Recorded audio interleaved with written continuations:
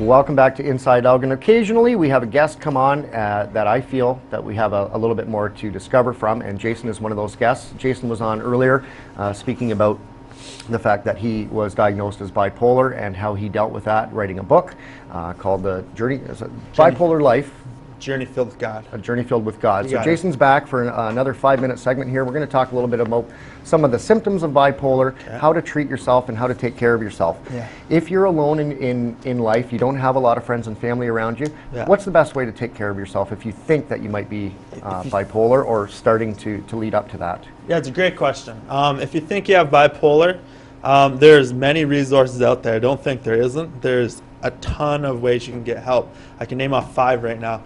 If you, first of all, if you just want to meet people who have bipolar too, you can go online, even on Facebook, and type in bipolar. And there's like a ton of groups that are just people who have bipolar sharing stories. Just discussions and what do you do in this situation and how have you been helped and that kind of thing. Yeah, that's great. I was talking to a girl and she had dropped a medication on the floor and she couldn't find it and she's worried her dog was going to get it. So I could share a story. One time I did that, and my dog did get it, and she was fine. She just had a little longer nap than usual. So is that's an interesting point, although a little bit humorous, but not really, because your medication brought you down to what we would consider the normal in-between level, not too high, not too low. Yeah, what is normal, but sure. What is normal, exactly. That's what makes it probably hard to diagnose, right?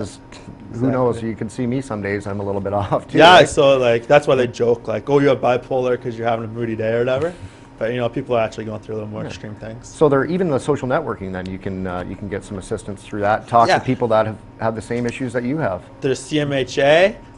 In Canada, everywhere you go, there's government assistance. So if you're in a position where the mental illness is so bad you can't work, they will give you money to live and get through until you're ready to get a job. Yeah, a little disability insurance type thing. It's great. Canada has it. How was your in your own life? How did your family and friends deal with it? How did you find them react to it when you were you in the depths of the issue? Yeah, they were like, no, they were all right. They were very loving. It's very hard at first, and the temptation, like the biggest thing that you hear in these chat rooms, these relationships breaking, is for everything to pull apart a lot. But if you just keep fighting, and I think love's your biggest weapon, if you just throw love in here and you come closer together eventually, no matter what, like if you have a bad day or something happens, relationships can happen if you have bipolar. Are there alternative therapies besides medication? Are there anything that you can do that would help out if people didn't want to try the medicine? Yeah, I would suggest going on medication, try medication. I wouldn't force it for sure. But it helped you? Yeah, it helped. It didn't do the whole thing. Like I was still going through a lot after the medication, and it took a lot of discipline, like hard work. It took a lot of focus. It took a lot of energy to go in the right places to get that help. So, how was your family doctor through the whole process? He's old. Okay. Yeah. So what does that mean? Does that mean he didn't quite get? Means he's experienced. Okay. So he actually had some good help. He had some good help. So, okay. So being old is a good thing. He's older and he's helped a lot. Actually, who helped me the most in terms of doctors is my psychiatrist. Okay.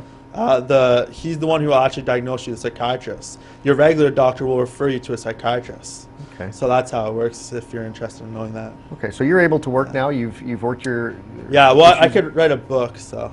Yeah. How long did it take you to write the book? It took 4 months straight for about 8 to 12 hours a day, just really writing hard and writing a lot. Some one summer in between school, I just did that. Okay. Is there any, where can we pick up that book and find that? Yeah, good question. You can get this at Smith Books in St. Thomas. You can get it at Gospel Lighthouse in St. Thomas. If you're out of town or anywhere else, you can get it online. Just type Jason Taff into Google, you'll find it there. And there's lots of places online to buy it. And you also, I should mention too, last night I was doing research on yourself. You have a video, about a 5-minute video up on YouTube as well that you can see kind of the history and why you did what you did. Yeah, I'm trying to get people plugged into my website, into my life and what's going on. So if you can find me on Facebook and add me from there you can find my website. You can find what I'm up to, what I'm trying to do, and how I'm trying to expand, and we can really get connected there. Awesome. Jason, pleasure to meet you. You too. Congratulations, and thanks very much for coming in. Thank you, Mike. All right.